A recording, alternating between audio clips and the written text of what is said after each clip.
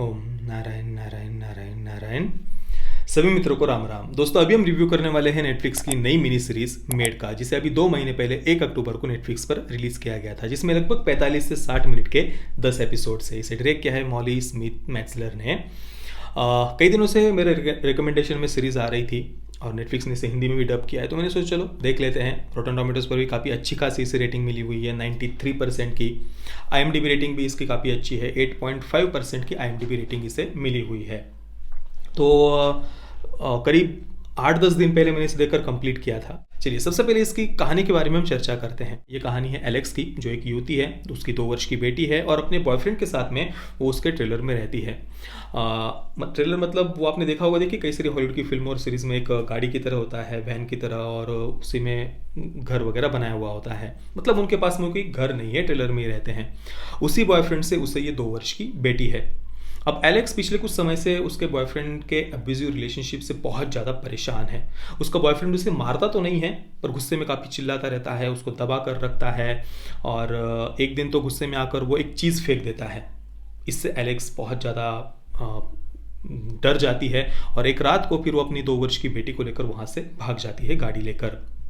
इसके बाद में एलेक्स एक सोशल वर्कर के पास में आती है। वो सोशल वर्कर उसे बताते हैं कि अगर तुम्हारे पास अगर कोई जॉब होगी तो सब्सिडाइज सरकार की जो कुछ स्कीम्स वगैरह है उसका तुम्हें लाभ मिल सकता है। और एक ही जगह पर जॉब अवेलेबल होती है। वैल्यू मेड्स नाम की एक कंपनी है जो मेड्स अवेलेबल कराती है बड़े बड़े घरों को। तो एलेक्स तुरंत तैयार हो जाती है काम करने के लिए। अब काम करते समय अपनी बेटी को वो पहले दिन उसकी माँ के पास रखती है। पॉला नाम की उसकी माँ है। उसकी माँ को थोड़ा सा मानसिक रूप से अस्थिर दिखाया है। वो अपने एक बॉयफ्रेंड के साथ में रह रही होती है, उसकी माँ भी। और वो बॉयफ्रेंड भी थोड़ा सा विचित्र ही था, उसके काफ़ी उसकी माँ से काफ़ी ज़्यादा वो यंग था। अब एलेक्स की माँ अपने आप को एक आर्टिस्ट मानती है, चित्रकार मानती है, और बड़े ही मतलब अजीबोगरीब ही पेंटिंग वगैरह वो करती रहती है, पर खुद को वो बहुत ही बड़ा कोई आर्टिस्ट मानती है। मानसिक रूप से थोड़ा सा अस्थिर है वो इस कारण से। अब इसके बाद धीरे धीरे और भी कई सारे सपोर्टिंग कैरेक्टर्स के बारे में हमें पता चलते जाता है। जैसे कि सबसे पहले एलेक्स के पिता, वो अभी भी जीवित है और उन्होंने दूसरी शादी कर ली है, उनकी 2 बेटियां हैं और शांति से अपना संसार, अपना परिवार वो चला रहे हैं। पर बाद में हमें पता चलता है कि एलेक्स के पिता भी बिल्कुल इसी प्रकार के अत्याचारी, क्रूर, शैतान, दरिंदे, हैवान थे। और उन्होंने भी एलेक्स की माँ पर अत्याचार किए थे। मतलब मारते तो नहीं थे पर डांटते थे। और इस कारण से ही एलेक्स की माँ मानसिक रूप से अस्थिर हो गई थी। वो वहाँ से अपने पति को छोड़कर भाग गई थी अपनी बेटी एलेक्स को लेकर, और तब से वो अकेले ही रह रहे हैं। अब एलेक्स के पिता ने तो अपना एक अलग लाइफ सेट कर ली, परिवार वो चला रहे हैं, पर एलेक्स की माँ अभी मानसिक रूप से अस्थिर हो गई है। इसके अलावा एक क्लाइंट दिखाई है रेजिना नाम की, जो एक बहुत बहुत बड़े किसी महल की तरह ही उनका घर था। उस घर में वो रहती है रेजिना, और उस रेजिना को भी पति के अत्याचारों से पीड़ित दिखाया है। इसके अलावा एलेक्स जिस डोमेस्टिक वायलेंस से पीड़ित महिलाओं के शेल्टर में रह रही होती है, वहाँ पर एक डैनियल नाम का कैरेक्टर दिखाया है। वो भी अपने पति के अत्याचारों से बहुत बहुत ज़्यादा पीड़ित होती है। तो इस प्रकार से सीरीज में लगभग जितने भी पुरुष पात्र थे उन सभी को इसी प्रकार से अत्याचारी और क्रूर दिखाया है, या कम से कम 95% तो मेल कैरेक्टर्स को इसी प्रकार से अत्याचारी और क्रूर सीरीज में दिखाया गया है। हालांकि एलेक्स का जो बॉयफ्रेंड है, उसको थोड़ा सा सीरीज की शुरुआत में उसका मन परिवर्तन हो रहा है, ऐसा हमें दिखाया गया है। मतलब शुरुआत में एलेक्स का बॉयफ्रेंड अपनी बेटी की फुल कस्टडी लेना चाहता था, पर बाद में वो एलेक्स के पास ही उसकी कस्टडी दे देता है कि नहीं नहीं ठीक है, तुम ही अपनी बेटी का संभालो, मेरा स्वभाव तो अभी भी गुस्सैल है, मेरे पास मैं अच्छी तरीके से अपनी बेटी को नहीं संभाल पाऊंगा। तो शुरुआत में ऐसे लगता है कि जैसे एलेक्स के बॉयफ्रेंड में थोड़ा सा चेंज आ रहा है, पर बाद में हमें पता चलता है कि वो ये सब बस एलेक्स को वापस अपने पास लाने के लिए कर रहा था। और जब एलेक्स उसके पास वापस आ जाती है तो वो फिर से उसी प्रकार से एलेक्स को परेशान करने लगता है, उस पर डांटने लगता है, चिल्लाने लगता है। और एक बार फिर एलेक्स अपने आप को बंधा हुआ अनुभव करती है। ऐसा लगता है जैसे वो किसी ब्लैक होल में, किसी कुएं में जाकर बंद गई हो।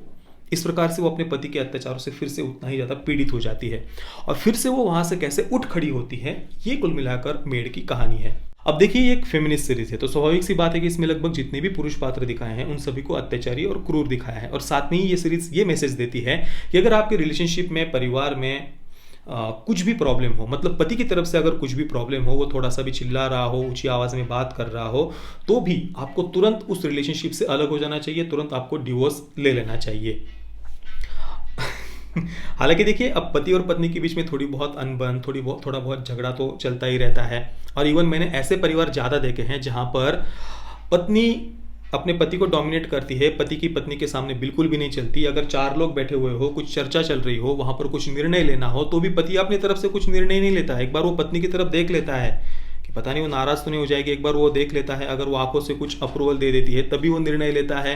घर में भी पत्नी ही होम मिनिस्टर होती है, उसके बगैर कुछ बात घर में चलती नहीं है। और भाई कुछ पटकने की या कुछ फेंक कर मारने की बात हो तो भाई बर्तन वगैरह फेंक कर मारना ही तो आपने भी अपनी आंखों से भी देखा हुआ होगा। पत्नी घर में चिल्लाती भी है, डांटती भी है, टोकती भी है। तो भाई ये थोड़ी बहुत अनबन तो परिवार में तो चलती रहती है ना। और ऐसा नहीं कि केवल पुरुष ही बहुत क्रूर, अत्याचारी, दरिंदे, हैवान ऐसे होते हैं। और आप सोचिए, कभी कोई महिला ऐसे चिल्लाए या कोई बर्तन पटक दे और पति बोले कि नहीं यार मेरे को तो अलग हो जाना है, नहीं मैं ये बच्चा वगैरह मेरे को नहीं मतलब ठीक है मैं बच्चे को लेकर अलग जा रहा हूँ, या फिर ये बच्चा मुझे नहीं संभालना, या जो भी हो, तो क्या कहा जाएगा उस पुरुष को? तो तुरंत कहा जाएगा कि ये देखो देखो कैसा नपुंसक है, देखो देखो अपनी परिवार की जिम्मेदारी भी नहीं संभाल रहा। इस प्रकार से उसको टोंट मारा जाएगा। भले ही पत्नी कितनी भी अत्याचार क्यों ना कर रही हो, चिल्ला क्यों ना रही हो, बर्तन क्यों ना पटक रही हो, बर्तन क्यों ना फेंक कर मार रही हो, ये होता है। पर भाई फेमिनिस्ट सीरीज है तो इसमें सब कुछ बातें हमें केवल और केवल वन साइडेड देखने को मिलती है। पर फिर भी मुझे ये सीरीज पूरी तरीके से गलत नहीं लगी, क्योंकि ऐसे भी बिल्कुल स्वाभाविक सी बात है, ऐसे भी पुरुष होते हैं जो अत्याचारी होते हैं, जिनसे महिलाएं पीड़ित होती है। और साथ में ही मुझे ये सीरीज इसलिए पसंद आई कि एलेक्स का जो कैरेक्टर है उसे मेहनती दिखाया है, पुरुषार्थी दिखाया है।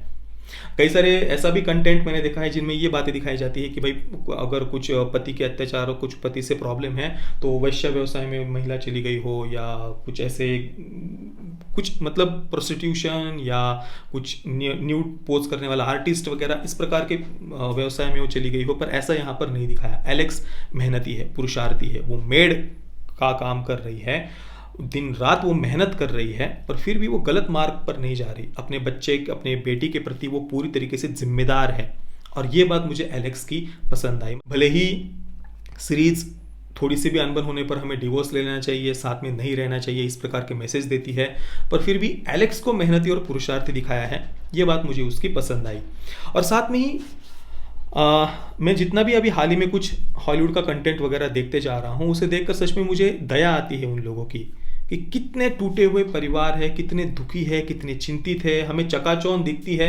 कई सारे लोग कहते हैं कि देखो देखो वेस्टर्न कंट्रीज कितनी डेवलप्ड है, कितनी चकाचौंध है, पर उस चकाचौंध के पीछे की इतनी भयावह सच्चाई हमें ऐसा कंटेंट देखकर पता चलती है कि ये टूटे हुए परिवार, बचपन शादी होने के बाद में तुरंत डिवोर्स ले लेना, अलग हो जाना, दूसरी शादी, तीसरी शादी, या पार्टनर के साथ रहना, एक बॉयफ्रेंड, 2 बॉयफ्रेंड, इस प्रकार की अय्याशियाँ करते जाना, क्योंकि भाई परिवार की जिम्मेदारी नहीं संभालनी, थोड़ा सा भी एडजस्ट नहीं कर सकते, कमिटमेंट नहीं है अपने विवाह के प्रति, तो तुरंत अलग हो जाना। उस कारण से वो जो बच्चे होते हैं वो सिंगल पेरेंट्स के साथ रहते हैं या फॉस्टर होम्स में रहते हैं, उससे उनके मन पर कितने भयावह परिणाम हो जाते हैं।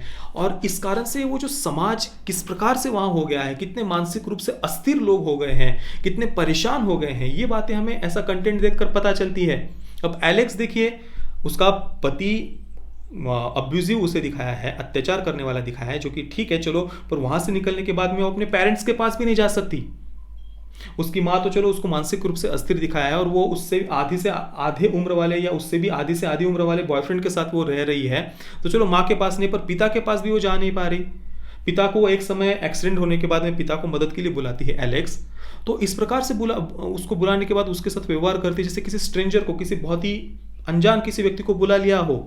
अपने पिता को बार बार वो थैंक यू कह रही है कि थैंक यू आप मेरे लिए यहाँ पर आए, और पिता को भी जैसे कोई मतलब ही नहीं है। बेटी रास्ते पर बैठी हुई है, अकेली है, पति के घर से निकली हुई है, उसका कोई संभालने वाला नहीं है, एक्सीडेंट हुआ है, उसके साथ 2 वर्ष की बेटी है, और पिता को जैसे कोई मतलब ही नहीं है, वो छोड़कर चला गया वहाँ पर। ऐसे पेरेंट्स होते हैं, ऐसी फैमिलीज होती है। आप भारत में कभी सोच सकते हैं कि बेटी को अगर परिवार में कुछ प्रॉब्लम हो जाए और वो अगर वापस आ रही है या पति को छोड़कर कहीं पर वो अकेली हो और पिता उसका ध्यान ना रखे, ये हम इमेजिन भी नहीं कर सकते हैं। और अपने पेरेंट्स से मदद लेना, अपने पेरेंट्स के घर पर जाकर रहना, इसके लिए उनकी परमिशन लेनी पड़े। कितने टूटे हुए परिवार है। और ये एक सीरीज की बात नहीं है, मैं हाल ही में काफ़ी सारा कंटेंट देख रहा हूँ हॉलीवुड का, कई सारी सीरीज मैंने देखी है जो इनका मैंने अभी रिव्यू भी नहीं किया हुआ, पर हर जगह पर मुझे यही देखने को मिलता है कि पेरेंट्स और बच्चों के बीच में कितनी ज़्यादा दूरी बन गई है। 18 वर्ष का होने के बाद में बच्चे अलग से रहने लग जाते हैं अपने पार्टनर्स के साथ में, और उस कारण से पढ़ाई पर ठीक से ध्यान नहीं दे पाते। कई छोटा मोटा जॉब करना पड़ता है। कई सारी युवतियाँ कॉलेज में ही होते हुए या तो वैश्य व्यवसाय में चली जाती है, या फिर पॉर्न फिल्म्स में काम करने लग जाती है, या फिर नाइट क्लब्स में nude dance, semi nude dance, pole dance वगैरह करने लग जाती है। और शादी होने के बाद भी तुरंत इस प्रकार से थोड़ा कमिटमेंट नहीं, एडजस्ट नहीं करना, तो सिंगल मदर्स हो जाती है। इनमें से कई सारी सिंगल मदर्स प्रोस्टिट्यूशन के वैश्य व्यवसाय में चली जाती है, या फिर नाइट क्लब्स में काम करना। इस प्रकार का वहाँ का ये जीवन हो गया है।